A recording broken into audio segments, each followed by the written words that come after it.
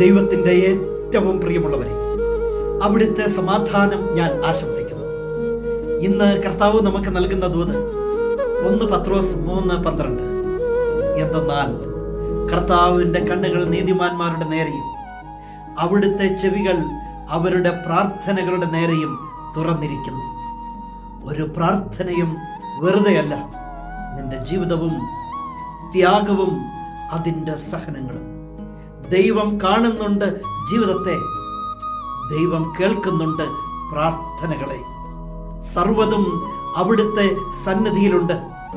കർത്താവിൻ്റെ കണ്ണുകൾ നിന്റെ ജീവിതത്തിൻ്റെ നേരെയും അവിടുത്തെ കാതുകൾ നിന്റെ പ്രാർത്ഥനകളുടെ നേരെയും തുറന്നിരിക്കുന്നു. ദൈവം കേൾക്കുന്നുണ്ട്, കാണുന്നുണ്ട്.